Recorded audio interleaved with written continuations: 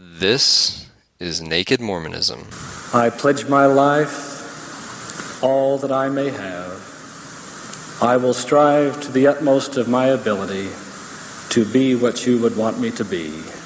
It's time to find the truth.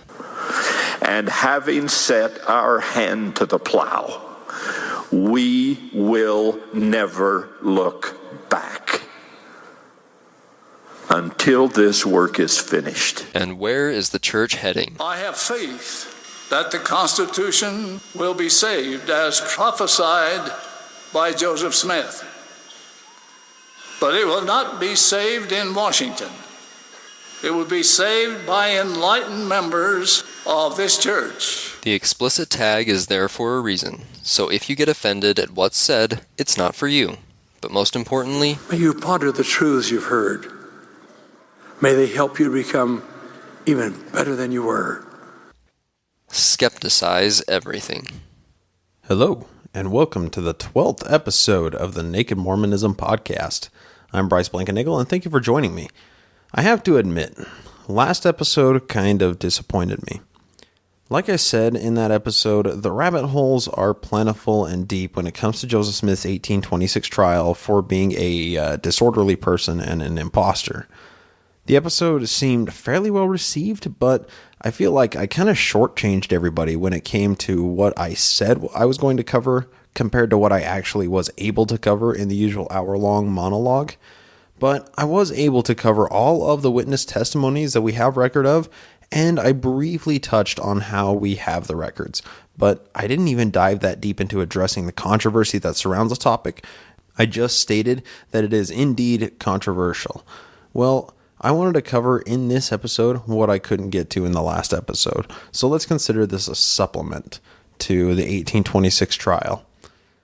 Let me start off by talking about the scholarship surrounding the trial and how we know about it and how we can trust the accuracy of the Justice Albert Neely account. The court document that I read last episode is granted as accurate by pretty much all Mormon historians, whether or not they are Mormons themselves. Let's talk about why that's accurate, and the rigorous gauntlet of analysis and peer review that a historical claim needs to stand up against to be considered accurate history. As far as we can conclude anyway, when we're talking about a document like a court manuscript from 189 years ago, it'd be really nice to have the document itself in legible condition in a plastic sleeve or something in a library or in a museum somewhere. But when it comes to this original document, we don't have that luxury. Like I said last episode, Emily Pearsall ripped the court document from her uncle, Justice Albert Neely's docket book, and that original is nowhere to be found today. We believe that Daniel S. Tuttle had it when Emily died, but we aren't 100% sure of that, and we have no idea where it could have gone since then. Last episode, I said that we believe Albert Neely to be in possession of it, last we knew of, but I was actually completely inaccurate when I said that, and I needed to make that correction. The person who probably had the manuscript last was Daniel Tuttle, and we'll see how we know that and why very soon. Hopefully you'll recall from last episode why Emily ripped these pages from the book. She was on a mission to Utah under the authority of Episcopalian Bishop Daniel Tuttle, to try and tell all the Mormons that they were worshiping a fraudulent man as their founder, and that they should only worship Jesus alone. As religious zealots often do, Emily didn't consider the long-term ramifications of separating those documents from their home in that docket book, if only for the sheer sake of historical sanctity. She had no idea that they would need to be used and examined later for authenticity by historians long after her death. She just wanted to prove the Mormons wrong, no matter what the consequences were. As annoying as such a selfish act can be, we are talking about it today. So the documents were publicized before they were lost. Think about it, if she were to have lost the pages on her journey to Utah, or if they were stolen by a Mormon zealot, or worse, a Danite, and destroyed, we wouldn't be talking about this at all today, and Joe never would have lost the credibility he did upon the revelation of the court trial documents. Emily did the right thing upon arriving to Utah. She showed the pages to anybody that was willing to see them or debate her on the factual basis of the claims. This means a lot of people were talking about it, and a few people wrote about it and published copies of it. From a retrospective look, we can do nothing but thank Emily for her tireless efforts to expose Joseph for what he was. We've been able to reconstruct the court document from 3 independent sources from different times that include a lot of similar information. The first and most useful is a February 1873 publication of Fraser's Magazine, in which almost the entirety of the document is enclosed.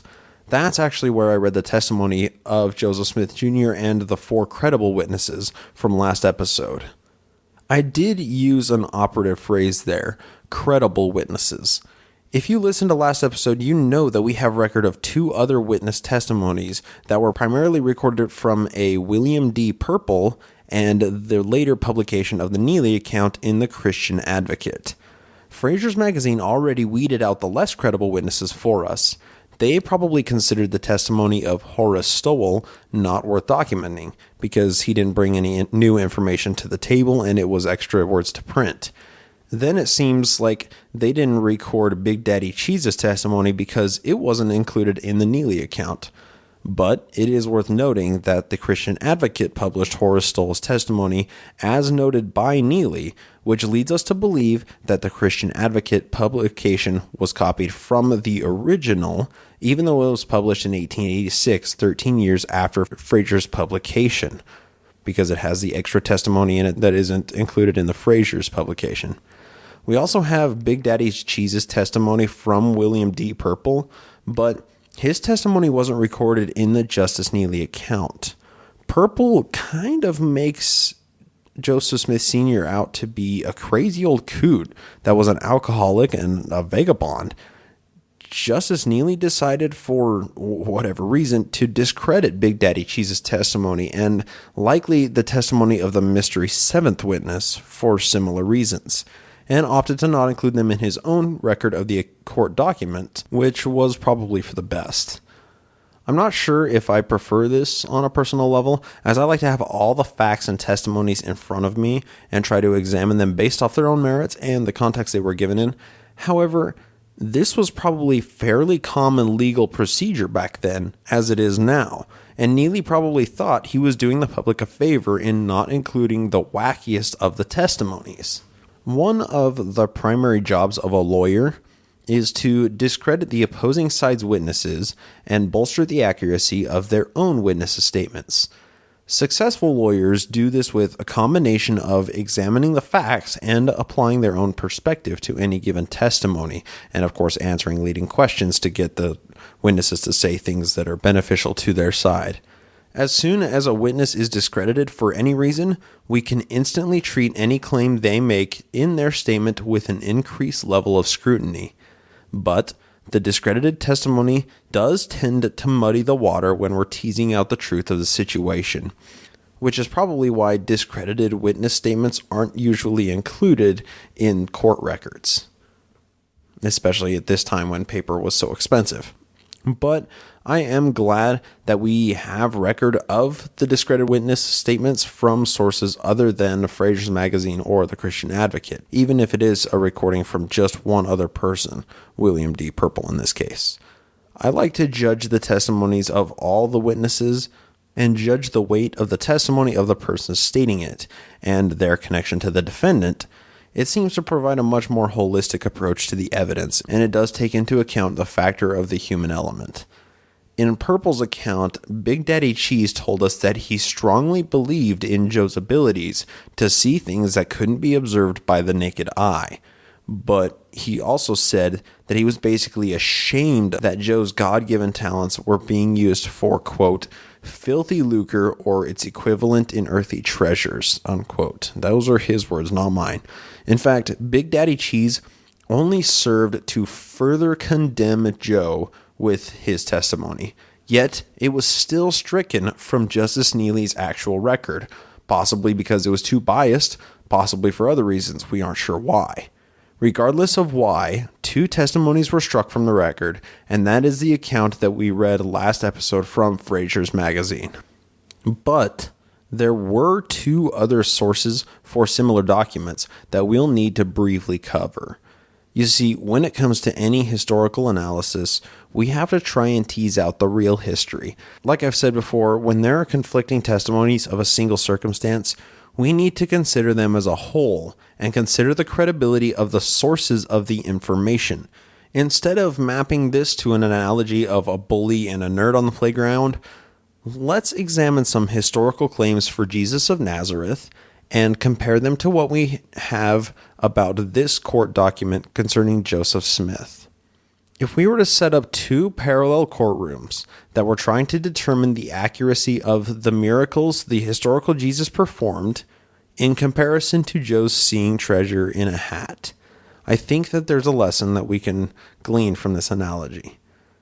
This might be a bit of a stretch, but follow me for a minute here. When we're talking about the historical Jesus, there's a massive recurring theme when it comes to scholarship. Time is on Jesus' side. New manuscript evidence of the Gospels or Pauline letters haven't been discovered in decades.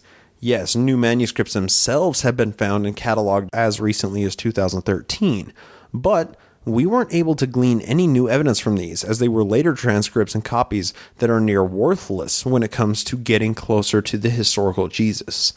The earliest verifiable writing we have containing anything Christianity is manuscript P52, which contains a very small fragment of John's Gospel. The manuscript was discovered in 1934 and dates back to about 125 CE, and it's smaller than a fucking credit card.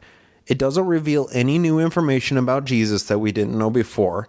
It hasn't been beneficial to us in any way, shape, or form from a scholarly perspective. It's just an old fragment of paper with some stuff written on it that we already have hundreds of exact copies of. When we are trying to make a historical assessment of who Jesus was, or what people claimed he did, he's so far away and so many years apart from any writings about him. Not to mention an entire language separated from anything written about him. I mean, he spoke Aramaic, but anything written about Jesus is written in Greek. It's truly impossible to determine if Jesus Christ even existed, much less did everything that people wrote about him doing, like the miracles. The problem with any historical analysis is the fact that the further we age beyond the event or person in question, the more challenging it is to understand the facts. Thus, time is on the historical Jesus' side. Well, the reason I bring this up is to contrast it with the historicity of Joseph Smith's court trial.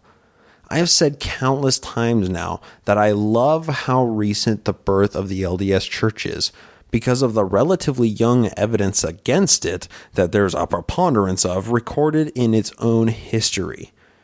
If we were to hypothetically pit the authenticity of Jesus' miracle claims versus that of Joseph's claims to see things with precious in Mr. Hat that nobody else could see, we can instantly condemn Joseph Smith for his actions. We can see how plausible it is that Joe was a complete fraud, and most people around him at the time considered him such. As far as I'm concerned, time is not on Joe's side, because we're finding new things out about him and new manuscripts are being discovered that discredit him all the time, not to mention the various computer analyses that we've done of the writings of Joseph compared to other manuscripts or publications that have possibly been his source material. There's a lot of really interesting information there that I'll eventually cover. Condemning Joe based on the court appearance alone depends a lot on the authenticity of the trial document itself, because if the document is a forgery, then the entire conversation is lost and it's completely pointless. So let's talk about the credibility of this court document. Like I said before, the earliest record we have of it was in Fraser's Magazine in 1873, which was publicized 47 years after the supposed incident occurred. This includes all but the mystery witness, Big Daddy Cheese, and Horace Stowell's testimonies. But the next record we have of the hearing was written by the Episcopalian bishop Daniel S. Tuttle himself. Tuttle is an interesting cookie, and he's actually an integral character in the normalizing of the Utah Territory. He oversaw the construction of St. Mark's Cathedral in Salt Lake City, which was the first non-Mormon religious structure in Utah. He also helped to construct a couple of Christian schools and St. Mark's Hospital, which still stands in Salt Lake City. And I'm pretty sure that's actually the hospital I was born in, if I'm not mistaken. But all of this random trivia aside, Tuttle was the Protestant missionary president in Utah for anybody that was willing to come to Utah to try and convert those crazy Mormonites. Well, Emily Pearsall was one of those crazy zealots that answered his call and brought the court documents torn from her uncle's docket book with her. We believe Tuttle's record to be directly from the manuscript as opposed to it just being copied from the Fraser magazine's article for a couple of reasons. Tuttle wrote in his memoirs that Pearsall left the documents with him before she died in Salt Lake.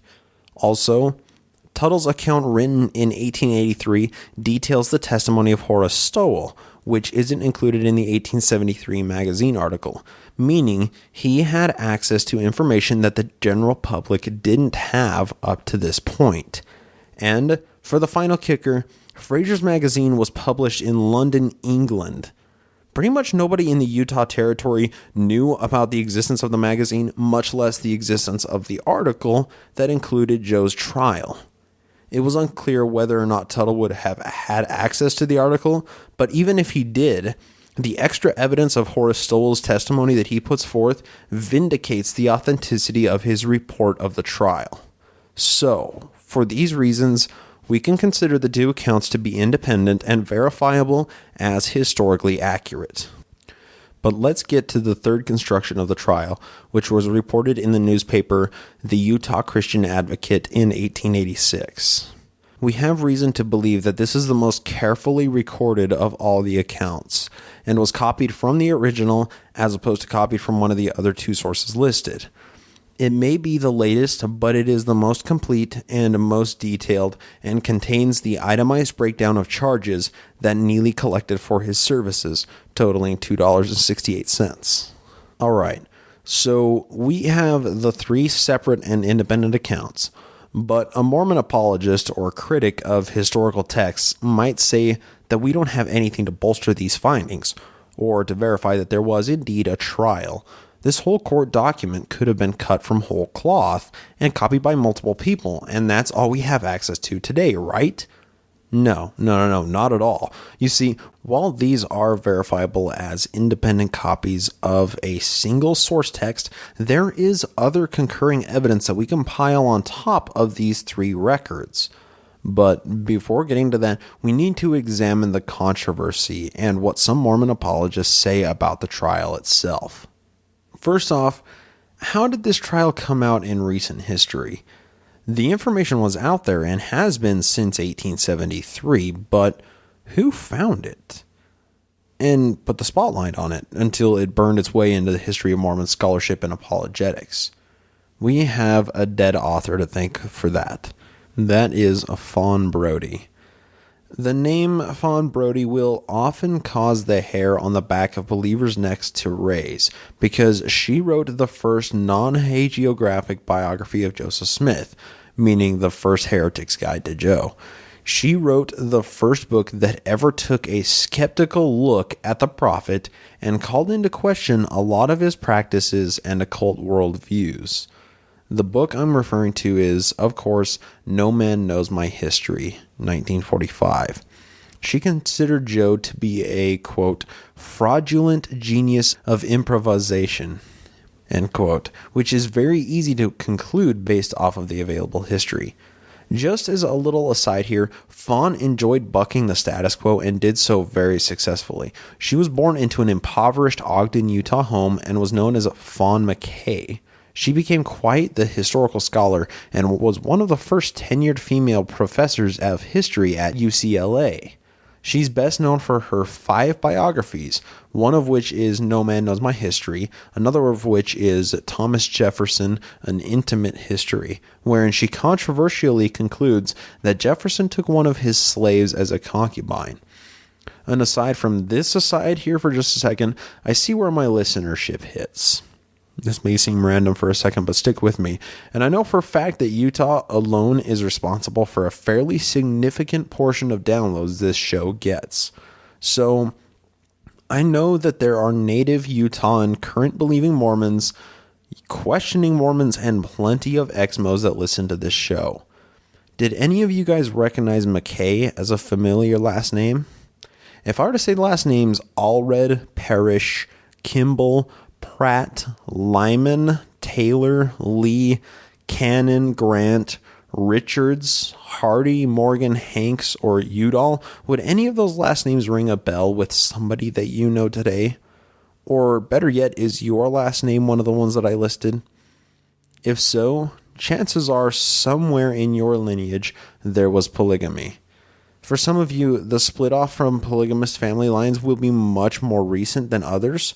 I can't verify this for certain without taking a lot of time to do research into Fawn McKay's line, but I'm fairly certain that not far back in her lineage, her parents or grandparents came from a polygamist family. That's how recent the history of the Mormon Church is. I only listed a few names in my list. There are hundreds of names through all of Utah, Idaho, Arizona, and even stretching to Mexico and Canada that were at some point part of a polygamist Mormonite family. If any of you have the time or curiosity, you should look up your ancestry to see how many generations removed from Joseph Smith's divinely revealed polygamy you are. It may shock you to see how close to that history you are. Anyway, back to my original aside, Fawn McKay, who became Fawn Brody, got blasted for her scholarship about the 1826 trial by apologists, Mormon historians, and true-believing Mormons in denial everywhere. However, the more telling thing was everybody else's reaction to the biography. People fucking loved it. Newsweek called Brody's book, quote, a definitive biography in the finest sense of the word, unquote. And Time magazine praised the author for her, quote, skill and scholarship and admirable detachment, unquote. But let's hear specifically what Mormon apologists and historians had to say about it when the book was published in 1945. The Mormon apostle John A. Widstow bluntly stated, quote, Joseph Smith is made to confess to all his errors, including treasure hunting, peepstone practices, etc., etc. In fact, it is such a complete self-confession as to throw immediate doubt upon the genuineness of the document. Joseph Smith was not a fool. There is no existing proof that such a trial was ever held, end quote. That was taken from Joseph Smith, Seeker After Truth in 1951, page 78. The Mormon Church-owned Deseret News published, quote, but the alleged find is no discovery at all, for the purported record has been included in other books. After all her puffing and promise, the author produces no court record at all, though persistently calling it such. This alleged record is obviously spurious. It is patently a fabrication of unknown authorship and was never in the court records at all, end quote. And that was taken from Deseret News Church Section, May 11th, 1946, as cited in A New Witness for Christ in America, enlarged edition. So, although no man knows my history criticized many foundational Mormon beliefs about Joseph Smith, the church was slow to condemn the work, even as the book went into a second printing. In 1946, the church-published magazine, The Improvement Era, said that many of the book's citations arose from doubtful sources, and the biography was, quote, of no interest to Latter-day Saints who have correct knowledge of the history of Joseph Smith, unquote. Isn't the brainwashing of it almost palpable? You could damn near cut it with a knife. The church news section of the Deseret News had a lengthy critique. It praised the biography's, quote, fine literary style, unquote, and denounced it as, quote, a composite of all anti-Mormon books that have gone before, unquote. Anytime that a book or a publication or an article or, God forbid, a fucking podcast is labeled as anti-Mormon, it's pretty much written off in the mind of any true believing Mormon.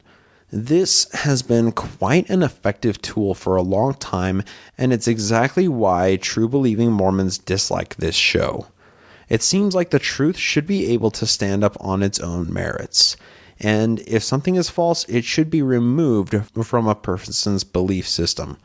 But as soon as the anti-Mormon word gets thrown out, an impenetrable defensive shield is immediately in place.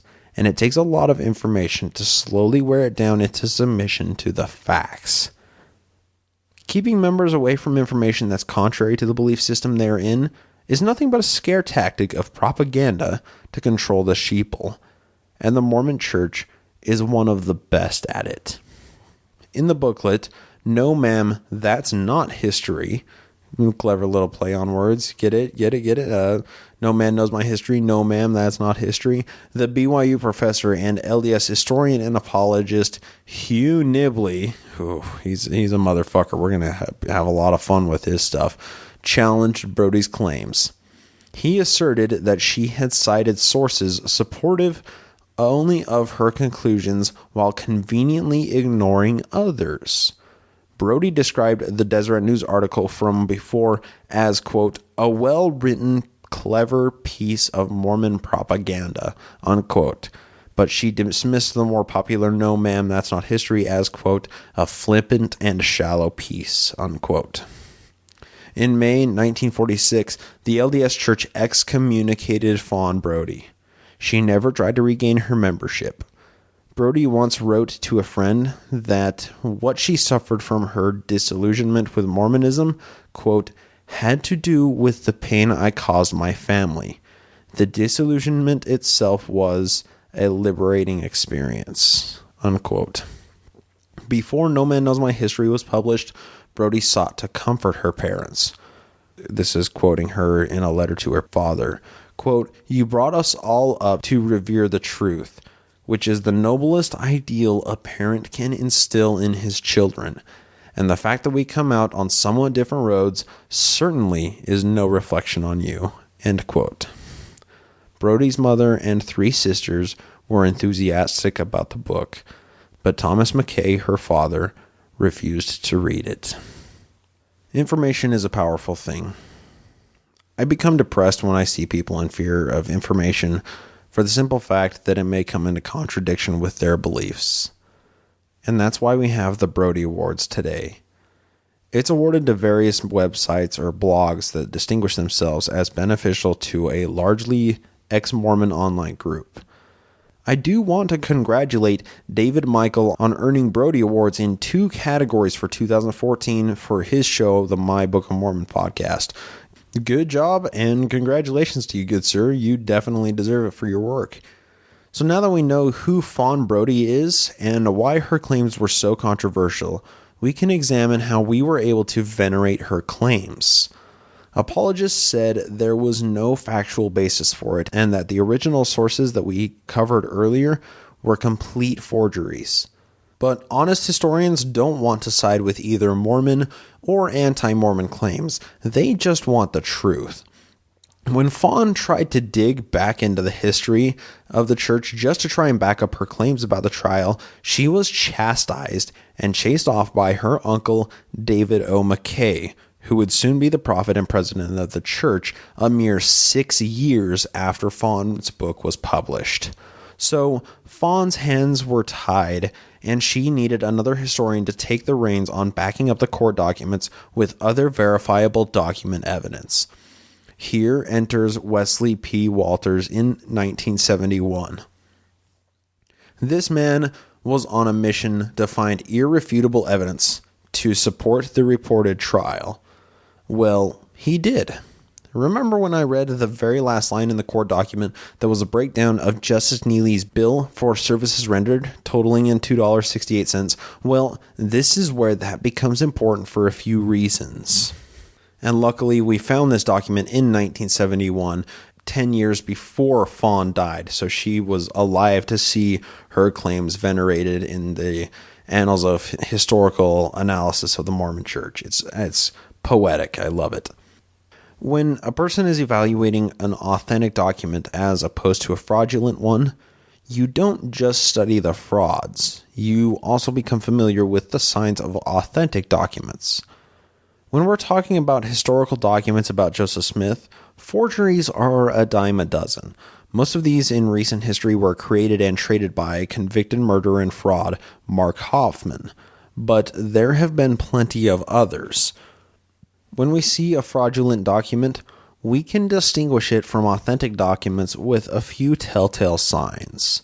Of all of the techniques, some of them we can use are examining the handwriting or comparing the document to others that were like it at the time to know if it was authentic, or we find out that there isn't any concurring evidence for the document in question, which makes it stand out like a sore thumb in contrast to authentic documents. Well, what Wesley Walters found was the exact hinge pin of document evidence that we needed to prove that the trial did indeed happen, and that it wasn't a forgery. Ironically, a Mormon historian did try to plagiarize and change the document that Walters found, but we'll get into that after talking about the document itself and where it was found. So Walters was painstakingly searching for this document or others like it, but the circumstances weren't on his side. The document he found is called Albert Neely's Bill of Cost, 1826. Pretty simple, right? Well, it was found in the basement of the Shenango County Office Building and Jail in Norwich, New York. This little document contains Neely's bill for 9 separate court cases that he heard in 1826. The 5th entry on the page was on March 20th, 1826 for Joseph Smith, the glass looker, and detailed the $2.68 that he charged the county for his services. The fact that this authentic old document was discovered calling Joe by a derogatory name, the Glasslooker, that fit with the ruling of the court, that also confirmed the dollar amount that Neely charged, which fit right in line with the original trial document, completely annihilated any scholarly opposition to the facts of the case. This drove most apologists and Mormon historians into silent acceptance of the facts. But some wouldn't go down quite so easily, and just accept this beautiful piece of evidence that was attained. Thus, a modern-day forgery surfaced to try and discredit Walter's findings. Mormon historian from lovely Little Bountiful, Utah, Ronald Jackson, reported finding a copy of the document that Walters supposedly found, but instead of saying Joseph Smith, it said Josiah Stowell, glass looker. When the claim was first made in 1976, apologists quickly latched on because this could exonerate Joe's misdeeds, and the true believing Mormon historians breathed a hasty sigh of relief. Unfortunately for Jackson, the simple fact that it was a forgery, and a very poor one at that, was brought to light almost as soon as the claim was made. If you have the time, I recommend looking at the 1826 trial article on utlm.org because it contains detailed information about everything that happened with picture comparisons of the authentic versus the forgery. The authentic that says Joseph Smith and the forgery that has Josiah Stowell. It's very lightly and terribly changed, but it's believable just at a first glance. I mean, this article covers the entire controversy surrounding it. But regardless, what we have here is a textbook case of Mormon historians lying for the Lord. Ronald Jackson thought it would be a good idea to try, by any means necessary, to exorcise Joseph's historical demons, and he lost all his own credibility in a fit of poetic justice for his crimes. But this does go to show you, when you're examining something that has as much evidence surrounding it, you can't just alter some small detail without creating larger disturbances further up in the pipeline of events. What I mean is, as soon as we try to harmonize bossman Josiah Stowell being the defendant on the stand with the rest of the history that we can verify, legitimate historical connections completely fall apart, and we're left with asking deeper and unanswerable questions to try and make things fit.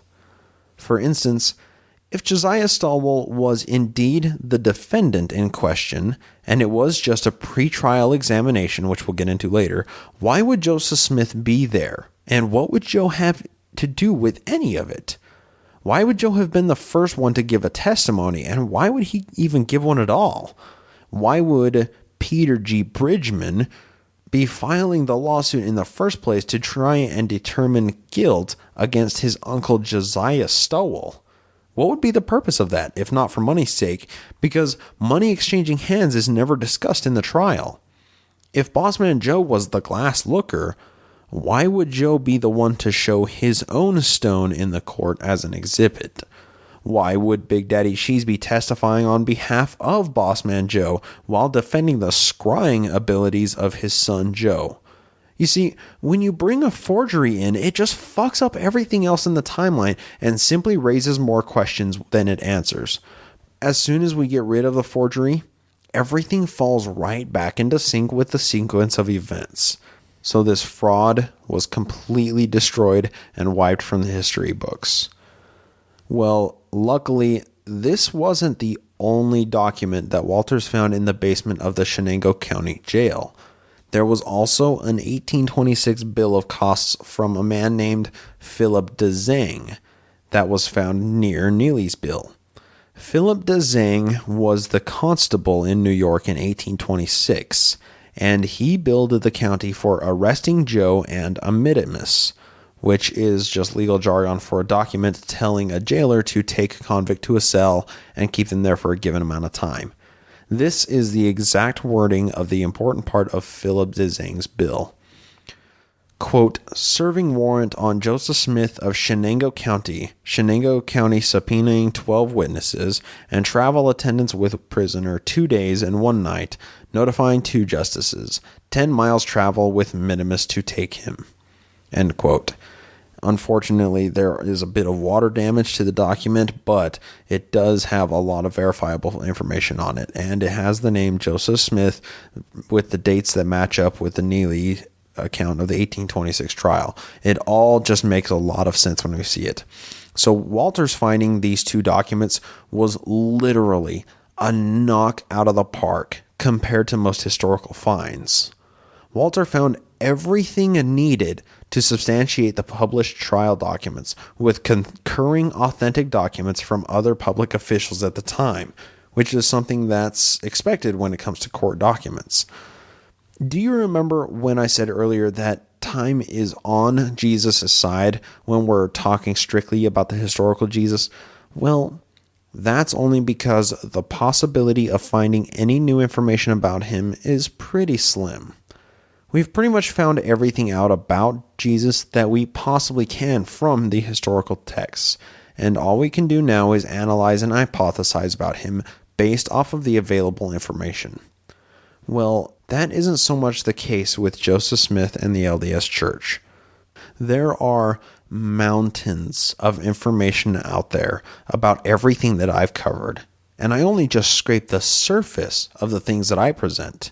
The field of Mormon scholarship about the church has newcomers every day, and there's evidence for us to take into account that surfaces quite frequently.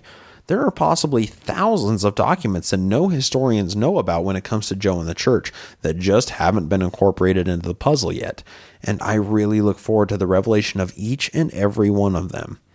The more time we spend looking at Joseph Smith, the more we see just how much time is not on his side.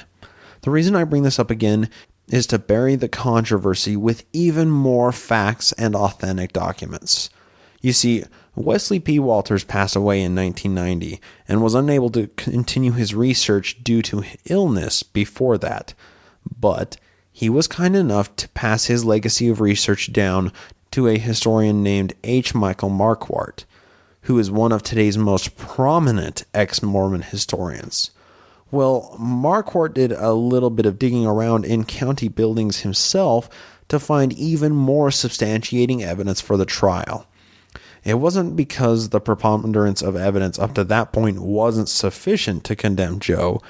It was just a scholarly effort to further deepen the pool of knowledge about Joe and fortify the walls of damning evidence that are slowly closing in on the historical Joseph Smith.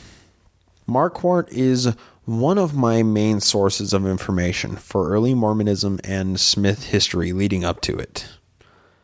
One of his best tomes of knowledge is The Rise of Mormonism, 1816 to 1844. Almost 700 pages of well-cited and corroborated historical facts, contains a lot of crazy fuck shit that Joe spawned, and I highly recommend checking out this book. I haven't read it all the way through, as it almost reads like a historical textbook in linear timeline, but it's easy to pick up and find exactly what I'm looking for, and I fucking love it. Well, Marquardt is responsible for more court document finds that we are concerned with in 1988. The reason we're concerned with his findings is the detail of what the trial was really classified as. This is controversial, and I don't know why, actually. Apparently, Mormon apologists have tried to argue that the 1826 trial was actually a court of special sessions, whereas the facts point to it being a pre-trial examination before a formal trial is convened to determine if there's enough evidence to proceed with an actual trial.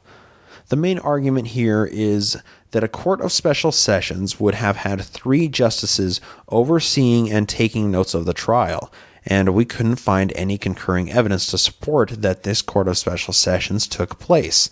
Therefore, it's likely that Neely's account is a forgery.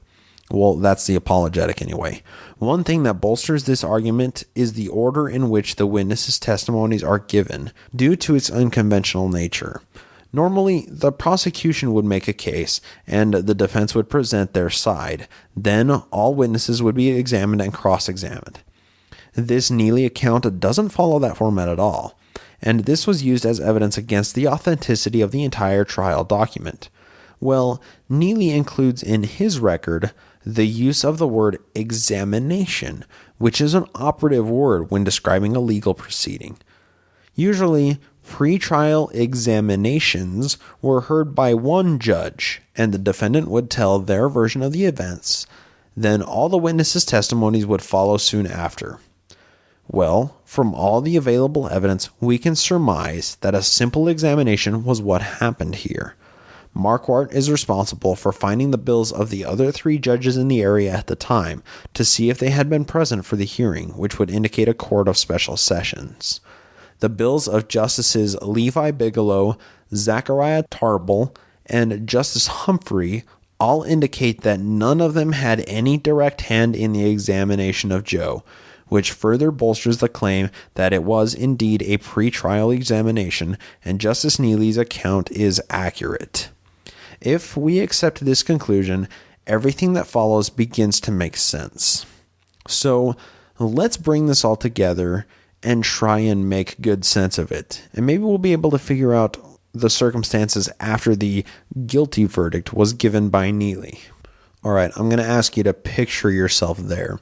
And feel free to take some imaginative liberties when constructing your perspective, because that's what I'm about to do. Joe and all of the witnesses have just finished giving their testimonies. Justice Neely is on the stand, and Constable Philip DeZang is the attending bailiff. DeZang is a constable in charge of the 21-year-old prisoner Joe, and has gotten to know him a little bit by this time, having spent a couple days with him by now. The final testimony that was given was a powerful speech by Joseph Smith Sr. in defense of Joe's mystical God-given powers. Joe and his father are both dressed in rags, dirty, and altogether uneducated and destitute. Big Daddy Cheese is known for being a flagrant drunkard, and Joe is known to hold his liquor in public a bit poorly himself. Neither of the men have any money with which to repay Bossman Joe back for the time he employed them in failed treasure digging, and everybody in attendance knows this is a largely ceremonial trial, because the defendant is obviously guilty on the charges leveled against him. Justice Neely comes back from his office after having decided the verdict and announces to the eager crowd, that Joe is indeed guilty of the evidence put forth in the testimonies, and that a formal trial will be needed to determine the severity of the crime and sentencing. Neely reads off the legal fees for services rendered, and Constable DeZang tacks on an extra 19-cent minimus to take Joe to jail until a formal trial can be convened. Just as DeZang is about to place the handcuffs back on Joe, Neely calls DeZang up to him at the stand and whispers quietly without anybody else knowing, "I wouldn't mind if you lost this one." DeZang fires back a quick wink and resumes his task of handcuffing Joe and escorting him out of the room with authoritative force. DeZang walks Joe through the halls of the courthouse, all the while scolding him for his actions as a vagrant and lazy young man. He takes Joe to the jail cell he's about to throw him in and says, "Now, son, you want to spend the rest of your life here? Do you want these brick walls and iron bars to be your home forever?" Joe, like anybody would do at this time, is drowning in his remorse and tears. He knows he could be facing a fine or prison time, and yet had so much in life to experience before spending any amount of his life behind bars. The constable has done this to countless wayward youth by this time in his career, and is expecting everything that's about to come out of Joe's mouth. "I'm sorry, sir. I didn't know I was doing anything wrong. I'll never use my powers to look for treasure again, I promise." Tears are streaming down Joe's cheeks. DeZang grabs Joe's handcuffed wrists and shakes them, making them cling in an ominous tone and effectively shattering Joe's concentration on the next line he'll formulate to try and talk his way out of the hole he dug himself into. "Do you ever want these things around your wrists ever again, young man?" Joe sees that the possibility is open if he says exactly what the constable wants him to say. "No, sir," collecting himself and choking back tears. DeZang pulls the keys out of his pocket and unlocks the handcuffs that symbolically imprisoned the smooth criminal, and signified something much more than just giving Joe free use of his hands. "If we ever go through this again, you won't see the light of day, do you understand me?" DeZang asserts. Joe, fully understanding all of the implications of what just happened, got a new lease on life. He nods in silence, which is met by a stern and authoritative stare from DeZang. Joe turns and walks out of the jail a free man, in effect taking his quote-unquote leg bail. I definitely took some artistic liberties there, but it does provide a naturalistic explanation and adds a human element to the situation. Everybody knew that Joe had done what he was convicted for. He deserved punishment for deceiving honest men on multiple accounts, but it was just accepted fact that it would be a wasted punishment and wasted money on a vagrant that would be getting 3 state-sponsored meals a day. Joe didn't have the money to pay any fines, and if a sentence was assigned as a public service punishment, nobody could force such a person to carry out the sentence. So, Constable Philip DeZang did the most logical thing. He let Joe walk.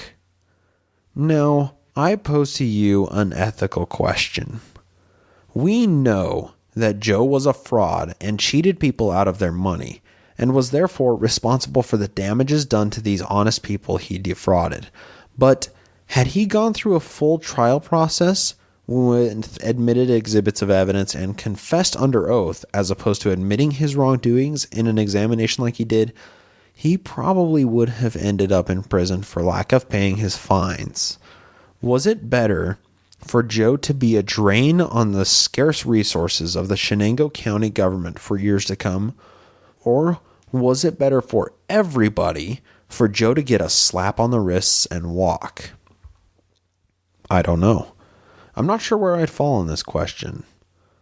On the one hand, I think that education could have been the solution here. Maybe give Joe an apprenticeship with an actual vocation that he could make a living on, but that's kind of like a perfect world solution, and there's no way to uphold something like that. Joe probably would have dipped out on that too, so I guess that really wouldn't have been much of a solution. So I guess I can pose the question in a different way. If Joe did end up being punished for his actions, maybe he received a $25 fine that he could never pay. He would be hounded and badgered by the local officials or the Stowell family until he could pay back what he owed them in legal damages. This possibly would have slowly devolved into interest being assessed and jail time once the amount became too high. I would certainly hope that once Joe emerged from a possible 2 or 3 or maybe even more month jail sentence, it might just occur to him that breaking the law isn't always worth it. Maybe he would have been rehabilitated. Maybe he would have changed his ways. There's no possible way of knowing.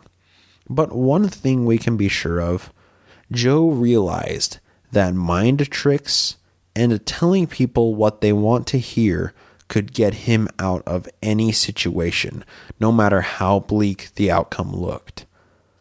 I would argue that Constable Philip DeZang was a very good teacher for Joe.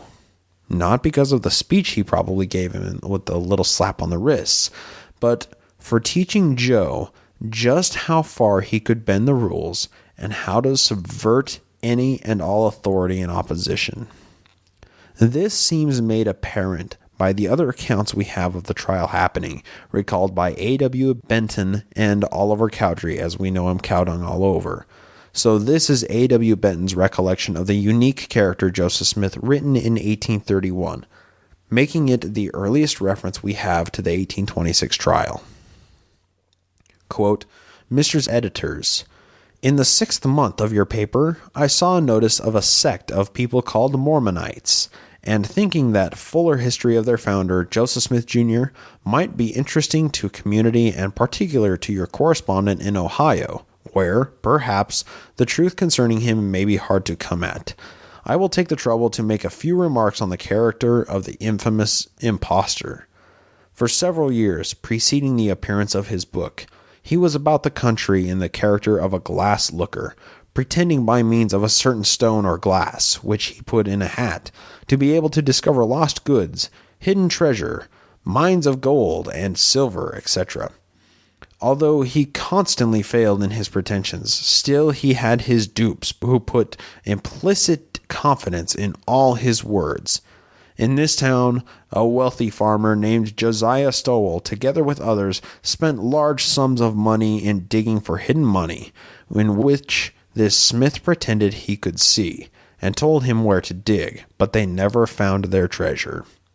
At length, the public became wearied with the base imposition which he was palming upon the credulity of the ignorant, for the purpose of sponging his living from their earnings, had him arrested as a disorderly person, tried and condemned before a court of justice. But, considering his youth, he then being a minor, thinking he might reform his conduct, he was designedly allowed to escape. This was 4 or 5 years ago." End quote. After reading that, we move to Cowdung's version that was used by Mormon apologists for a long time before all of the pieces of evidence for the trial were put together. This is from a letter written by Cowdung to William Wines Phelps in 1835, known as letter number 8. It's a fairly praiseworthy letter about the church and Joe, but this comprises the final paragraph of the letter. Quote, "On the private character of our brother," meaning Joseph Smith, "I need add nothing further at present, previous to his obtaining the records of the Nephites, only that while in the country some very officious person complained of him as a disorderly person, and brought him before the authorities of the county, but there being no cause of action, he was honorably acquitted. From this time forward, he continued to receive instruction concerning the coming forth of the fullness of the gospel from the mouth of the heavenly messenger, until he was directed to visit again the place where the records was deposited." End quote. What we were interested in there was no cause of action was taken, and he was honorably acquitted. It may have taken a while, but the more faithful people were to Joseph, the more willing they were to overlook anything bad that he did. By 1835, 9 years after the court appearance, Joe's right-hand shit sniffer Cowdung all over had already learned to deflect the conversation when it came to the subject of Joe's court appearances. People claim that Joe was acquitted from his 1826 trial. Therefore, it doesn't matter and doesn't change the fact, yes, fact, that Joe was a prophet of God. If anybody ever tries to make that claim, they are severely uninformed on the subject and are committing the same fallacy as Cowdung did 180 years ago. If there is one piece of damning evidence anybody has against Joe, it's this court document. The evidence surrounding it is so abundant and verifiable and has stood up to years of harsh critique. Joe was a fraud, and he admitted it himself. He used the same method to write the Book of Mormon as he used to unsuccessfully look for treasure buried by the ancient inhabitants of the continent that were guarded by magic spirits that would move the treasure as they dug for it.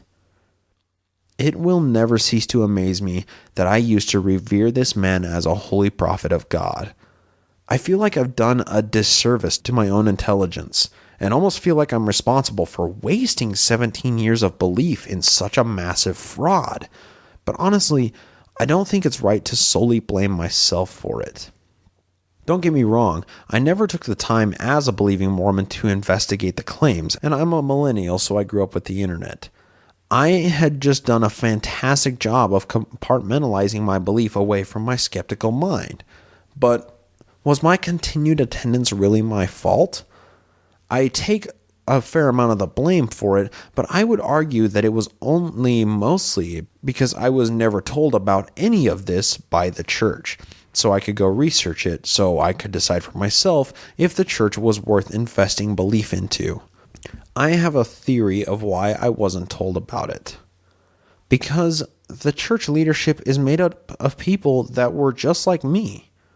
I'm not talking about the conglomeration that makes billion-dollar business deals every day with one of the highest donation bases compared to any other religion. I am talking about the ward that's run on the local level. The people in each small community are what really make up the body of the church, and its ranks are filled with good, gentle-hearted people. But these people know what they believe and have no reason to question it, nor do they encourage anybody else to question. One of their favorite quotes is, "Doubt your doubts before you doubt your belief," because they have the truth and they're content with it. I'm trying to figure out what the reason for this is. I want to know what the secret key is to unlock people's minds to skeptical inquiry of their own beliefs. You know, I've been thinking about it a lot. I've been wrestling with a very challenging question lately, and I think I might have the best and most satisfactory answer for it finally, at least until a better answer comes along. The question is, why are you doing this podcast? But it harkens to a bigger question of why do you spread... why are you atheists so angry, right? That's the basis of the question. Why do you try and teach people that their beliefs are false? I've honestly been asked that a few times now by true believing Mormons and by others, and I just keep stumbling around on the fly trying to find the best answer for it. Well, I think I finally have the best way to answer it now with a return question.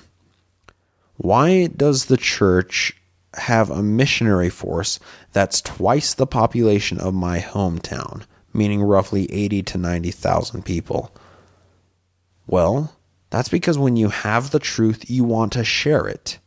We may all have different things that we call truth, but whatever the truth really is, will stand up on its own against scrutiny and critique. And that's all we can expect from the truth. We can't get mad at it. We can't rationalize it away. We have to accept it as fact and move on. I just wish somebody would have confronted me a little more forcefully about my beliefs and given me a speech like this while I was a younger believer, and I might not have used so much energy and so many years believing in something that can be demonstrated as laughably and hysterically false. So that's it for the history on this episode. I'll just jump right into the Patreons. We have a new Nemo adolescent rebel, Jim. Thank you, Jim, for being an adolescent rebel. Your journey through the Nemo Outer Darkness Kingdom has begun and is well on its way. I really appreciate the support that you're giving the show. It's just every little dollar, every penny counts and helps the show perpetuate longer and just becomes better and helps to motivate me to make a better show. So thank you very much, Jim. Well, that's it for new Nemos on the earthly realm, but all listeners must beware. Run in fear. The jaws of the portal of the Nemo Outer Darkness have once again been opened to consume one more soul. Samuel Aldridge. Samuel is a very kind and caring individual who takes a lot of pride in his most prized possessions. Sam has a good job, but no wife or children, so he has a lot of spendable cash for his sweet-ass 1-ton pickup truck. Lately, Sam has been feeling a bit of a void in his life, which he's been trying to fill by pouring more and more money into making this truck some seriously bad shit.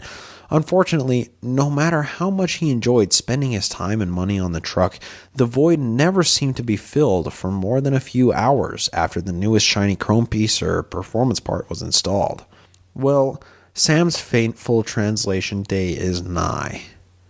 He had just been dropped off by a coworker at the tire shop where the truck was getting some new shoes and was just now on his way home.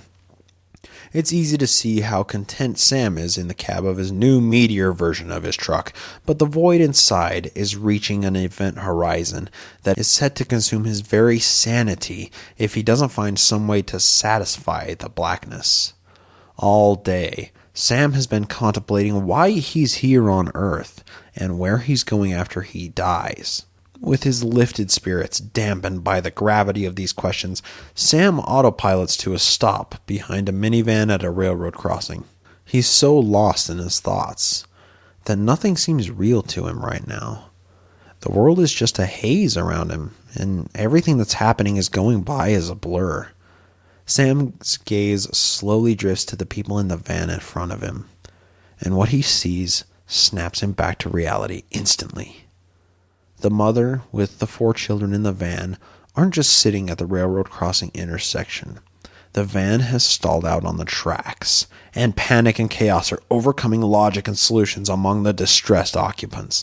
Sam sees why everybody in the van is freaking out just as the alarms for the crossing start to chime. A massive freight train is bearing down on the helpless people inside the inert minivan at a deadly, unstoppable speed, but its existence is only indicated by the sound of the ominous approaching train horns blowing, getting louder and louder. Sam calculates how much time the family has before the train comes around the bend and smashes the van into a crumpled soda can, exterminating any life inside. Sam's adrenal gland opens the floodgates into his bloodstream, and the whole world becomes like a slow-motion movie. He realizes something that has never occurred to him before. Life is the most important thing in life, and each life is just as precious as any other life is. There are no saints or sinners, no Catholics and Protestants, no Christians and Muslims, and neither heaven nor hell has a seat saved for anybody. Life is all we have, and all we can strive to preserve in the long run. But when life can be saved immediately, it takes a true hero to seize the opportunity. Sam sees the opportunity to preserve life right now, but it isn't without cost. As 3 headlights in a triangle emerge around the bend, Sam is posed with a tough choice. He looks at the gauges on his truck and thinks about how much he loves what he has, but also sees the children screaming in terror in the back seat, and he knows what has to be done. Sam reaches down and slams the truck into 4-wheel drive and wraps up the engine. He drops the clutch and plows through the crossing arm and rams his truck into the back of the van. There's a sickening crunch as the 2 vehicles collide, as the truck's tires squeal in agony to move the van from its place of certain destruction. The brakes on the train were letting out an ear-splitting screech, but there was no stopping what was about to happen. The minivan sluggishly groans out of the way under the sheer brute force of Sam's massive diesel truck. Just as the train reaches the intersection, time comes to a stop. This single act of altruism and humanity has earned Sam a rightful place in the Nemo Outer Darkness realm, and Demon George and Josh know it. In fact, they saw the entire thing. Their presence couldn't be seen by any mere mortal, but they were with Sam in the truck the entire time to see if he would come forward as the next worthy demon prospect. George and Josh come to agreement that Sam is to enter the Outer Darkness realm at this moment, and they quickly place Sam's translation talisman on the center of the truck's steering wheel. Sam sees the glinting trinket covering the emblem on the wheel and only has time to grab it right as the train plows into the truck and it explodes into a fireball of twisted metal. The very back of the minivan gets clipped by the train and it spins around violently, but comes to a rest with all inhabitants rattled but safe. There is nothing recognizable left of the truck, now in two big pieces on either side of the train, with millions of smaller pieces still on fire, littering the crossing. Any spectator knows that Sam is in multiple pieces himself. But the investigation would turn out to find the body altogether missing. But there will always be the outline of his body, burned into the leather seats from his perfectly timed translation. Sam wakes up, not in his truck, but in some place new. There's complete silence, and only 3 other demons roaming around the Outer Darkness realm. Welcome to the ranks of demons in the Nemo Outer Darkness Kingdom, Sam.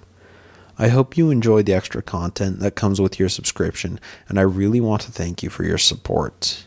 Each recurring donation keeps the show going, and I feel like I can't thank you enough for it. Well, I think that's it for today's episode. I did want to mention that the listeners broke 100 Facebook likes, which I'm super happy about. I'm pumped up like crazy about it. So thank you guys for doing that. I'm looking forward to the next goal, 1,000 Facebook likes. Yeah, that's not going to happen, but I'm still really happy. And I did just want to say I've gotten quite a few iTunes reviews lately, and they are just fantastic. I just really wanted to thank everybody for them. I mean, so far I have 15 written reviews on iTunes, and they're just so great. One of the best ones that's on here, it's so short, but it says, I'll just read it here. It's from Philip 12-232. Very good podcast that gives amazing detail of how the Mormon religion originated. Plus, all sources are given, so Mormons can't say it's anti-Mormon propaganda since this information is all collaborated with the church itself. Yes, thank you, Phil, because people see those iTunes reviews when they're just browsing for what the show is, or they're trying to get an idea for it, and that is just such a great way to put it, and I think it's just an eye-catching way for any believing Mormons if they see that there's this many 5-star reviews and people like it this much, and that somebody will say that the information is corroborated by the church. Oh, it's just so great. So thank you for everybody, not just to you, Phil, but to everybody that's written reviews on iTunes. It's just really awesome. It's really helpful. It really boosts the iTunes rankings, and I do want to thank you for it. Well, I guess that's about it for today's episode. Thank you for joining me. Next episode, we're going to talk about how much of a problem Joe and his fellow treasure diggers were around town. Seriously, they made problems for the locals with the holes that they were digging, and we're going to try and put an estimate on just how many holes they may have dug and where they were. And guess what? Some of them are even visible today, albeit overgrown with foliage. Anyway, I hope to talk to you again here on the Naked Mormonism podcast.